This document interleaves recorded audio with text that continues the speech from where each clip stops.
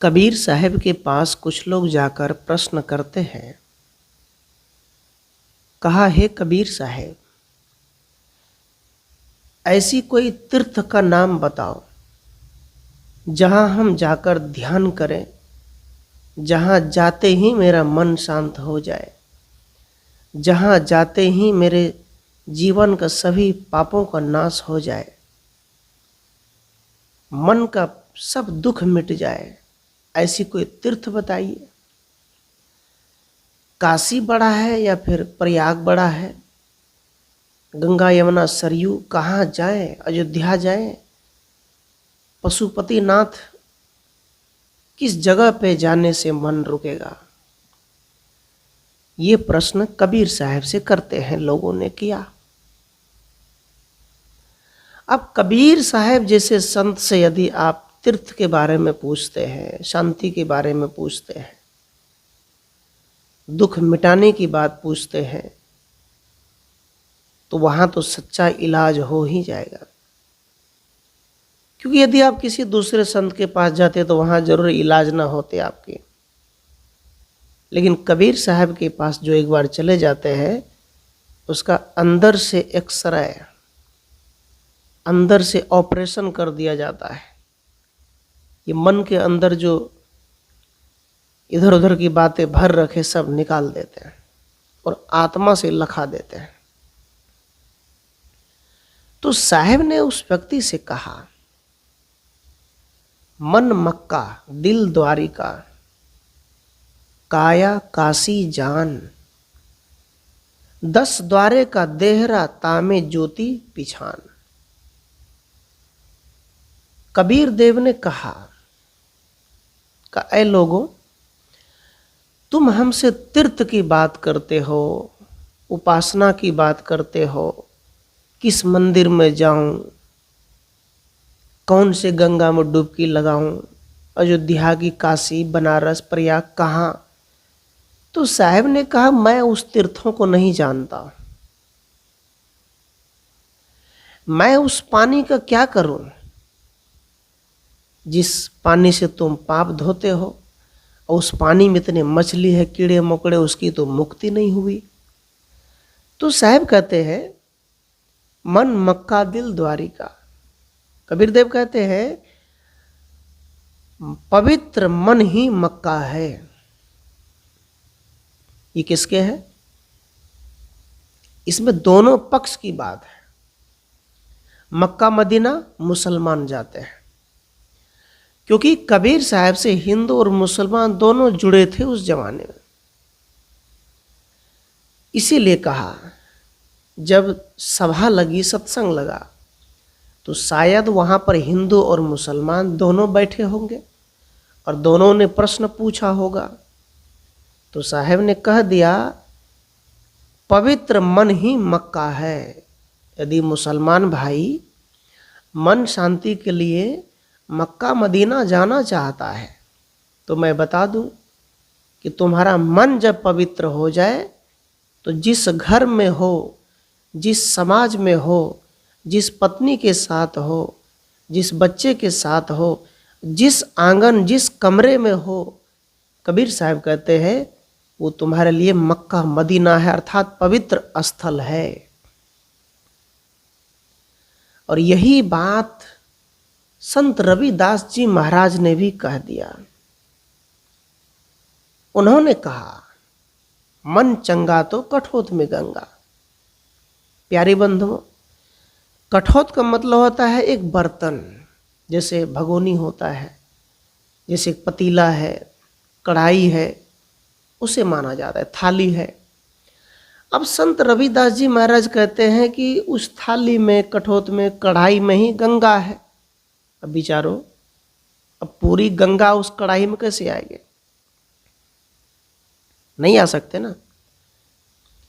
गंगा प्रवाहित करने का मतलब है, रविदास कहते हैं, बड़े बड़े पुजारियों से, बड़े बड़े ब्राह्मणों से, बड़े बड़े ढोंगियों से कहते हैं, जो 10-10 हजार लेकर के उस डुबकी लगाते हैं और जाते हैं ट्रेन में, घसीट घसीट के जाते हैं, उनसे कहते हैं। कहते चंगा, चंगा का मतलब अच्छा होता है, पंजाबी भाषा है। चंगा। रविदास जी कहते मन चंगा, कहते मनुष्य तन मन धन जीवन परिवार घर पवित्र हो जाए तो तुम्हारा घर ही गंगा है, तुम्हारे ही पत्नी ही लक्ष्मी है, तुम्हारे पति ही देवता है, तुम्हारे घर के सास ससुर ही महादेव और पार्वती है। तुम कहाँ जाते हो डुबकी लगाने के लिए। कबीर साहब ये कहते दोनों पक्ष से। कबीर साहब मुसलमानों से कहते देता रहे 1000 बरस मुल्ला चाहे अजान, पर खुदा न मिली है जो लो मन शैतान। सदगुरु कबीर कहते हैं मुसलमान भाई मस्जिद पे अजान देते देते कितने लाउड स्पीकर कितने एम्पलीफायर खराब हो गए और कितने तो मर गए। कहते पर खुदा नहीं मिलेगा, वो तुम्हारी पुकार कोई सुनेगा नहीं। लेकिन कहते हैं कैसे नहीं सुने, क्योंकि जब लग मन शैतान, जब तक तेरे अंदर शैतान है, आतंकवाद है, पत्थरबाजी है, अल्लाहू अकबर के नारे करके 20-20 बच्चे पैदा करते हो, तलवार से काटते हो, तो साहब कहते हैं ऐ मुसलमान भाइयों तुमको खुदा मिलने वाला नहीं है। इसीलिए सदगुरु कबीर का जो ज्ञान है वो सबसे अलग है। वो कहते प्रेमी ढूंढत मैं फिरा प्रेमी मिला न कोई, प्रेमी सो प्रेमी मिले विश्व अमृत है। साहब कहते मैं तो प्रेमी की तलाश कर रहा हूं, चाहे हिंदू हो चाहे मुसलमान हो, मुझे मतलब नहीं है, बस वो प्रेमी हो जाए, मानवता की प्रेमी हो जाए, मनुष्य के साथ प्रेम करने वाला हो जाए। लेकिन आज कहाँ, एक दूसरे पक्ष के शोभा यात्रा में पत्थर फेंक देता है, विवाद कर देता है, इसमें राजनेता फायदा उठा लेता है, कौन समझता है। लेकिन सज्जनों याद रखना, कबीर साहब कहते हैं शाश्वत परमात्मा आत्मा के प्रेमी कौन है, भक्ति पथ पर चलने वाला कौन है। आज तो ये नकली शिवलिंग का प्रेमी देख रहे हैं लोगों का, काला सा शिवलिंग पत्थर गाड़ देते हैं उसका प्रेमी है। प्रेमी कहाँ है? अरे तुमने शिवलिंग से प्रेम किया, तूने काली से प्रेम किया, तूने मंदिरों से प्रेम किया, क्या तुमने जीव से प्रेम किया जिसे तुम मंदिरों में काट देते हो? क्या तुमने शिवलिंग से प्रेम किया? क्या तुमने शिव जी के ज्ञान से प्रेम किया? तुम हुक्का चिलम फूंक देते हो, कहाँ ज्ञान मिला? इसीलिए साहब कहते हैं अरे कोई प्रेमी नहीं है, मैं तो प्रेमी की तलाश कर रहा हूं, कोई तो मुझे समझ ले। इसलिए प्यारे बंधुओं, मुसलमान भाइयों से भी कह दिया कि तुम मक्का मदीना भले मत जाओ लेकिन मन पवित्र कर लो, दिल द्वारिका। मुसलमान से कहा मन पवित्र तो क्या हो गया तुम्हारा मक्का, घर में ही मक्का मदीना, उसका जो हज करने जाता है। और हिंदू से कहते दिल द्वारिका, कहते द्वारिका में श्री कृष्ण जी है, ऐसा तो मानना नहीं है। द्वारिका में बुद्ध की स्थल है, देखा जाए तो ब्राह्मणों ने कब्जा कर रखा है। कहने का मतलब है दिल द्वारिका, दिल मतलब हृदय होता है, हृदय ही हरिद्वार है, हृदय ही सब कुछ है। और काया काशी जान, कबीर देव कहते हैं काया मतलब शरीर होता है, शरीर समुच्चय शरीर, सिर से लेकर पांव तक। कबीर साहब कहते हैं तुम्हारे शरीर के अंदर ही काशी है, प्रयाग है, संगम है। संगम का क्या मतलब होता है? संगम का मतलब जैसे गंगा यमुना सरस्वती तीन मिल गए, तीनों मिल गए। अब तीनों मिलने से क्या हुआ? संगम बन गया। यहाँ कहते हैं रजोगुण तमोगुण सतोगुण। कबीर साहब कहते हैं अब देखो गंगा उधर से बहते हुए आ रही, सरस्वती इधर से, यमुना उधर से, अब प्रयाग में सब मिल गए, वहाँ संगम लग गया। इसी प्रकार साहिब कहते हैं मनुष्य के अंदर जो काशी है उसका क्या अर्थ है? मनुष्य के अंदर वाला जो काशी वो है रजोगुण, सतोगुण, तमोगुण। अब रजोगुणी केवल जमा करता है, दुनिया में कमाते कमाते कमाते कमाते एक दिन मर जाता है। बच्चों के लिए कमाया, परिवार के लिए कमाया, कुछ नहीं कर पाया, अपने जीवन में सुख शांति से चैन से नहीं रह पाया। उसे कहते जो केवल जमा करे, विचारों की पुलिंदा बनाते रहे, वो रजोगुणी आदमी है। तमोगुण तामसी भोजन, केवल सोना, बच्चे पैदा करना, तामसी भोजन करना, भक्ति नहीं करना, तमोगुणी है। सतोगुणी साहब कहते हैं संसार में रहते हुए, काम धंधा करते हुए, परिवार में रहते हुए जो भक्ति करे, आत्मज्ञान प्राप्त करे, अपने आप को जाने, वो सतोगुणी आदमी है। सत आत्मा सनातन को जो जाने वो सच्चा है। तो साहब कहते ये 3 गुण है, सतोगुण, रजोगुण, तमोगुण। ये तीनों जब मिल करके सद्गुण हो जाता है, जैसे कमाओ, खाओ, घर में रहो, पैसा कमाओ, जमा करो। जमा करना रजोगुणी है। तमोगुणी जैसे सोते हैं, सोना भी है, नींद भी लो, लेकिन उसके साथ साथ भक्ति भी करो, साधना भी करो, विचार भी करो, परोपकार का काम करो। साहब कहते ये तीनों जब मिल जाता है तो क्या होता है? काशी। फिर कबीर साहब कहते इसी को तुम काशी जानो। 10 द्वारे का देहरा, साहब कहते हैं 10 द्वारे शरीर में ज्ञान प्रकाश में स्वरूप चेतन को ही सत्य देवता समझो। कोई दूसरा देवता बाहर नहीं है। तो कबीर साहब ने उन लोगों से कहा, हिंदू मुसलमानों से, देखो मेरे नज़र में कोई तीर्थ स्थल बड़ा नहीं है, मेरे नज़र में आप दोनों पति पत्नी का प्रेम बड़ा है, मेरे नज़र में आपके घर में माता पिता का प्रेम बड़ा है, मेरे नज़र में आपके घर में असली देवी देवताओं की पूजा ही सबसे बड़ा है। मैं क्या कहूँ? इसलिए प्यारे बंधुओं, कबीर साहब कहते पूजा सेवा नेम व्रत गुड़ियन का सब खेल, जब लग पीब परसे नहीं तब लग संशय मेल।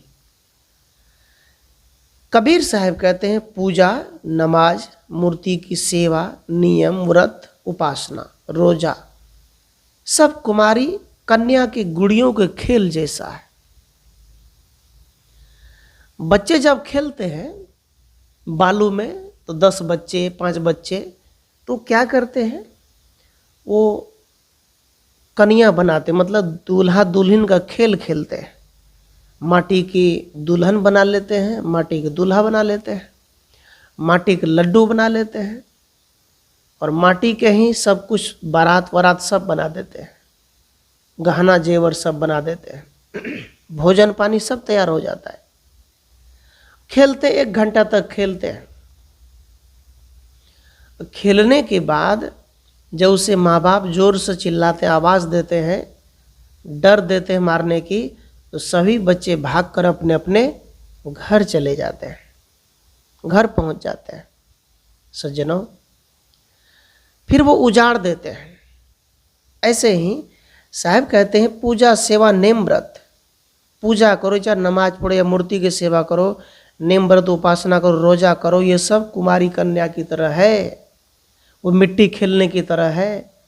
आज लोग करते वही तो है, सरस्वती की मूर्ति बैठाए, गणेश की मूर्ति बैठाए, दुर्गा की मूर्ति बैठाए, काली की मूर्ति बैठाए, 2 दिन रख दिए। जैसे बच्चे बालों में खेलकर मिट्टी उजाड़ देते हैं, भाग जाते हैं, वैसे लोग 2 दिन पूजा कर लिए, उसको गंदे पानी में फेंक देते हैं, उल्टा के मार देते हैं लात। बोलो क्या हुआ? क्या पूजा कर लिया आपने? आप पूरे इतिहास को उल्टा लीजिए, रामायण को उल्टा लीजिए, वेद शास्त्रों को उल्टा लीजिए, किसी भी शास्त्र में किसी भी देवी देवता की पूजा का उल्लेख नहीं है। और आप कहते मैं सनातन धर्मी हूं, सनातन धर्म की जय। सज्जनों, सनातन धर्म को इस दुनिया में सबसे पहले किसने माना? किसने? कबीर साहब ने रिसर्च किया, बुद्ध ने रिसर्च किया, संत रैदास ने, इन्होंने खोज किया कि वास्तव में इंसान के अलावा भी कोई भगवान है इस दुनिया में? कौन है वो? सुप्रीम पावर कौन है? पावरफुल कौन है? बहुत खोजने के बाद पता चला कि मनुष्य के अलावा इस धरती पर कोई देवता नहीं है। हवा चल रही है, अन्न पैदा कर रहे हैं किसान, सब्जियां लगा रहे हैं, आदमी विकास कर रहे हैं। सज्जनों, ये सब एक प्राकृतिक भगवान है। प्राकृतिक भगवान हर सीजन में, हर समय अनेक अनेक फल देते और हमें खाते हैं। एक हवा ना चले तो क्या मनुष्य जीवित रह पाएगा? नहीं रह सकता। इसलिए प्राकृतिक भगवान की उपासना करो, प्राकृतिक भगवान की सेवा करो, अर्थात उनकी साफ सफाई का ध्यान रखो। गंगा नदी में इतने गंदगी, किसने गंदा किया? आदमी ने, कोई भगवान ने थोड़ी किया। अब कहो तो गंगा मैया को साफ कर लेगा? नहीं कर सकती, जब तक आदमी करेगा नहीं। इसलिए सज्जनों, सनातन धर्म कबीर का है, सनातन धर्म बुद्ध से है, रैदास से है, नानक से है। अब ये कहने का मतलब ये है, सनातन मतलब आत्मा, और आत्मज्ञान जगाने का जो उल्लास है वो इन संतों में है, ब्राह्मणों नहीं है। ब्राह्मण तो आज तक खोजता ही रह गया, हर मूर्ति में भगवान, हर जगह वो खोजता ही रह गया।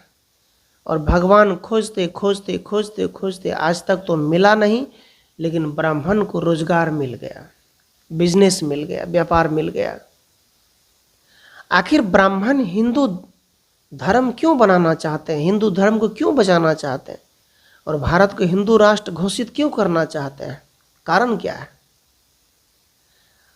ब्राह्मण सभी हिंदू को ब्राह्मण क्यों नहीं बनाते हैं? एक बार अपने आप से पूछो। आखिर से ब्राह्मण जो है सभी हिंदू को हिंदू ही क्यों बनाए रखना चाहते हैं? ब्राह्मण क्यों नहीं बनाना चाहते? क्योंकि जब सभी ब्राह्मण हो जाएंगे तो फिर पूजा पाठ कौन करवाएगा? फिर ब्राह्मण का पेट कहाँ से भरेगा? बोलो सज्जनों, कबीर साहब कहते हैं आज तक जितने शोषण हुआ है वो हमारे देश का शोषण कहाँ से हुआ है? इन जैसे लोगों से। और सब चाहते हैं कि हिंदू धर्म बचे रहे। सज्जनों, सनातन मतलब आत्मा होता है। तो ब्राह्मण तो जिस मूर्ति को बनाते हैं उसमें कभी प्राण डालेंगे? क्या प्राण प्रवेश करेगा? विज्ञान कहता है, प्रकृति कहती है, जो आदमी एक बार मर गया, राम भगवान मर गए, कबीर साहब मर गए, बुद्ध भगवान मर गए, गौतम, ये सब चले गए दुनिया से, क्या वो प्राण उसकी मूर्ति में जा सकते हैं? नहीं जा। कबीर साहब की मूर्ति बना देंगे तो क्या उसमें प्राण डाल सकते हैं कबीरपंथी? नहीं डाल सकते। ऐसे ही ये जो ब्राह्मण राम की मूर्ति बनाकर कहते मैं उसमें प्राण डालूंगा, ये बिना सिर पैर की बातें हैं। किसी भी भगवान में प्राण नहीं जा सकता। इसलिए प्यारे बंधुओं, कबीर साहब कहते शाश्वत आत्मा ही सनातन है। जो शरीर भले छूट जाए, शरीर जल जाए, लेकिन आत्माएं नहीं मरती। इसलिए साहब कहते हैं गुड़ियों के खेल के समान तुम्हारी पूजा पाठ है। जब तक यथार्थ पति नहीं पाती तब तक वह भटकते रहते हैं। कैसे? कुंवारी कन्या का मन डमाडोल होता है, उनकी शादी हो जाए तो उनको ये पता चल जाता है अब ये मेरे पति है, अब मुझे पति के साथ रहना है, मेरे पति का आदेश पर चलना है, ये मेरे स्वामी जी हैं, मैं स्वामी जी को कभी नहीं छोड़ सकती, ऐसा मानते हैं। इसलिए सज्जनों, कबीर साहब कहते जैसे ही जब तक यथार्थ स्वरूप ज्ञान बोध नहीं मिलेगा, जब तक आप अपने आप से परिचित नहीं कर पाएंगे, अपने आप को नहीं जान पाएंगे, तब तक याद रखना आप दुनिया में भटकते रहोगे, यहाँ से वहाँ जाते रहोगे, कभी इसमें कभी उसमें कभी यहाँ वहाँ, आपको सुख चैन नहीं मिलेगा। एक बार आपको गुरु मिल गया बस, जैसे एक अच्छे पति मिल गया, अब वो क्या कहते हैं, मुझे तो जन्नत मिल गया, मुझे तो सब कुछ मिल गया। ऐसे ही एक अच्छे गुरु मिल गया, आपको जन्नत मिल गया। आप समझ लो कि अब हम दुनिया में भटकेंगे नहीं कहीं। क्या जरूरी है गंदे पानी में डुबकी लगाने की? घर में डुबकी लगाओ, स्नान करो, 2 टाइम करो, नहाओ, कर्म करो, मेहनत करो, पैसे कमाओ, तब सुख मिलेगा। लेकिन मनुष्य भटकता कैसे है? क्योंकि यथार्थ ज्ञान बोध नहीं है। इस कारण से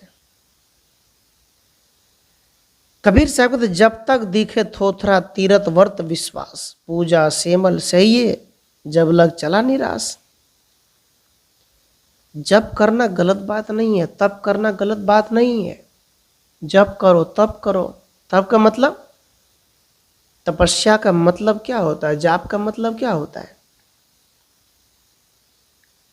जाप का मतलब, तपस्या का मतलब, जैसे आप दूध गर्म करते हैं, अभी आप चाय बनाते हैं, है ना, चलो दूध गर्म कर ले। जब भी आप किसी बर्तन में दूध गर्म करते हैं तो दूध को गर्म होने से पहले बर्तन को गर्म होना पड़ता है, तब जाके बर्तन दूध गर्म होते हैं। इसी प्रकार तपस्या, तप, कबीर साहब कहते हैं यदि आप तप करना चाहते हैं, तप का मतलब तपाना, जैसे अभ्यास, आप किसी काम को करना चाहते हैं, खेत में काम करना चाहते हैं, या फिर कोई पेड़ काटना चाहते हैं, कोई ऐसे बल लगा के काम करने वाला काम हो, हिम्मत लगा के, आप नहीं कर पाते हैं, आपसे नहीं होता है, लेकिन आप एक बार हिम्मत जुटाते हैं, अरे कैसे नहीं होगा, हम करेंगे, फिर आप करते चल रहे तो आपको पसीना छूटता है, लेकिन जब पसीना छूटता है तो वो काम भी हो जाता है। ऐसे ही साहब कहते हैं तप का मतलब तपस्या। आप तपस्या में जब बैठ रहे हैं, ध्यान में बैठ रहे हैं, तो थोड़ा देर बैठो तो सही। थोड़ा देर बैठते हैं, भाग जाता है, मन नहीं लगता है, चलो हटाओ, क्या करें। ध्यान तपस्या में बैठते हैं तो थोड़ा देर मन विचलित करेगा, मन भगेगा, यहाँ वहाँ दौड़ेगा, जिन जिन चीज़ों को आपने दिन में देखा है, सोचा, वही वही सोचेगा। ध्यान में काफ़ी देर बैठने के बाद ये मन जो भागता है, वो भागते भागते भागते मन अपने आप केंद्रित हो जाता है। ध्यान किसका करें? किसी का ना करो। जीवन भर तो ध्यान ही कर रहे हो संसार का, भूल जाओ, सब कुछ भूल जाओ, ध्यान में अकेला हो जाओ। ये ध्यान है, ये तपस्या है। जाप कहते ना, जंतर मंतर तंत्र, 3 बात है। जंतर, जंतर का मतलब वो नहीं, वो जंतर जो भरते हैं, वो इसलिए दिया जाता है, चलो गले में टांग दिए तो लगा कि चलो अब मुझे कुछ नहीं होगा। ये मनोविज्ञान है, मन कबूल कर लिया कि मुझे कुछ मिला। लेकिन वास्तव में जंतर क्या है? जंतर जो जनता से तर गया।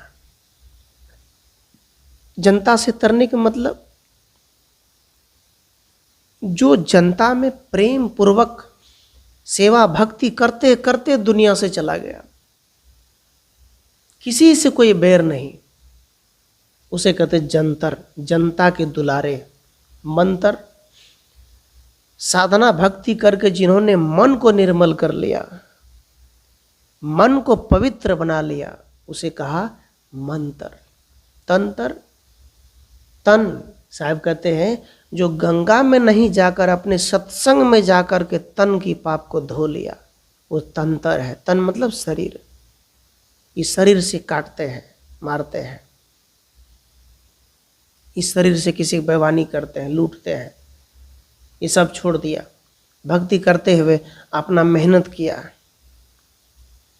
अपना काम किया और शाम में आकर घर में शांति से सो गया, वो है तंत्र। और कबीर साहब कहते हैं यही असली मंत्र है। मंत्र जाप है ना, जाप कहते हैं ना, मन से जाप, ऐसे बोला जाता है। जाप कैसे जाप करोगे, कहाँ करोगे जाप? अरे जाप करने का मतलब ही यही होता है हमेशा होश पूर्वक जीना। आप ऑफिस जा रहे हैं, आप दुकान पे जा रहे हैं, आप कहीं जा रहे हैं, किसी रास्ते से अकेले जा रहे हैं, आपको गुरु ने क्या मंत्र दिया कि हमें कैसे बचना है, हमें यहाँ से कैसे निकलना है, हमको ऑफिस में क्या करना है, हमको दुकान पे क्या करना है, कैसे बेचना है। जहाँ आप चतुर होते वही तो जाप है। अर्थात आप जिस गुरु के पास जा रहे हैं उस गुरु मंत्र का हमेशा याद रखो कि हे गुरुदेव हमसे भूल ना हो जाए, ये जाप है, कोई अलग जाप नहीं है। लेकिन हम लोग कहीं ना कहीं दूसरे जाप करते हैं, जाप करेंगे ये होगा, वो नहीं। जीवन को मंत्र के द्वारा अच्छे मार्ग पे ले आना। जब आपको गुरु मिल गया, गुरु मिलने के बाद आपका जीवन पूरा बदल गया, एकदम रेस में गाड़ी चल रही है, तब हुआ गुरु मंत्र का जाप। मंत्र जाप कर रहे हैं तब भी आपको डर लगता है, मंत्र जाप कर रहे हैं तब भी आपको भूत चुड़ैल घेर लेता है, तब आप मंत्र जाप नहीं कर रहे हैं। अरे मंत्र ले लिया, फेंक डालो उस चुड़ैल को, हटाओ। क्या करेगा कौन? डरो मत, चलो निडर होकर साधना करो। इसलिए प्यारे बंधुओं, कबीर साहब से पूछा कि मन मक्का दिल द्वारिका। कबीर साहब ने जवाब देते हुए कहा, ऐ लोगों, तुम किसी भी तीर्थ स्थल में मत जाओ, कहीं भी मत जाओ, तो मेरी बात मानो, तुम अपने घर में तीर्थ पहले बनाओ। अपने घर में एक कमरा ऐसा चुन लो जिसमें संत महापुरुषों की तस्वीर रख दो, दीप जला लो, वहाँ प्रसाद रख लो, वहाँ बैठकर थोड़ा स्तुति कर लो, प्रार्थना कर लो, भजन कीर्तन गा लो, और महान पुरुष को साक्षी मानकर वो प्रसाद उठाओ और सब परिवार मिलकर खा लो। और कहाँ जाओगे तीर्थ में? कबीर साहब के नज़र में कोई तीर्थ नहीं है। कबीर साहब कहते हैं, ज्यों ज्यों पग आगे धरे कोटिन युग समान। यज्ञ, साहब कहते हैं जैसे जैसे तुम्हारा कदम आगे बढ़े, अर्थात आप जिस जिस काम में जा रहे हैं आपका काम बनते चला जाएगा, तीर्थ के समान हो जाएगा। आप अपने घर में ही मन से काम करो, बर्तन भी प्रेम से मांजो, घर की सफाई भी प्रेम से करो, किसी के खेत में भी काम करो तो प्रेम से करो, मजदूरी भी प्रेम से करो, क्योंकि आप कर रहे हैं। भक्ति भी प्रेम से करो, और किसी से जब प्रेम करो तो पूरा का पूरा प्रेम करो, अधूरा प्रेम मत करो। आधा मन इधर आधा मन उधर, पूरा प्रेम समर्पित भाव से। तब कबीर साहब कहते हैं तुम्हारे अंदर में लाल गठरी, ज्ञान की गठरी पैदा हो जाएगा, और यही है तुम्हारी भक्ति का फल, यही है सत्संग का फल। तो साहब कबीर का जो ज्ञान है वो अलग किस्म का है। शायद जो हिंदू धर्म के मानने वाले लोग हैं उनको कम ही पसंद आएंगे, क्योंकि ब्राह्मण ने जो मंत्र दे दिया है कि कहते मैं ही तुम्हारी रक्षा करूँगा, तुम्हारी रक्षा ब्राह्मण नहीं करेगा, तुम करोगे। तुम उठो, जागो, तुम कुछ करके दिखाओ, तुम पढ़ो, तुम अधिकार की बात करो, तुम ज्ञान प्राप्त करो। किसके भरोसे बैठे हो? कोई आएगा पूजा कर देगा, मंत्र जाप करवा देगा? नहीं। गुरु यदि आपके द्वार पे जाएगा तो आप, गुरु भी पढ़ेगा और आपको भी पढ़ाएगा। तो अंतर है कि नहीं? जैसा गुरु बनेगा वैसा आपको भी बनाएगा। सज्जनों, विचार अच्छा लगा तो चैनल को सब्सक्राइब भी करें। आप कहाँ से सुन रहे कमेंट भी करें। और सदगुरु कबीर के विचारों से जुड़ने के लिए स्क्रीन पर दिए गए नंबर पर संपर्क करें। कबीर साहब के बीजक पढ़ें और सेवा सहयोग भी करें। आप सबके अंदर बैठे राम को, बुद्ध, नानक, कबीर को, सनातन को त्रैवार साहेब बंदगी साहेब। आप सब प्रसन्न रहें, खुश रहें और आशा करता हूँ आप सब सुनते रहें। कुंदन साहेब यूट्यूब चैनल पर आप सर्च करें और सुने, साथियों को सुनाएं। आप सबको बहुत बहुत धन्यवाद। साहेब बंदगी साहेब।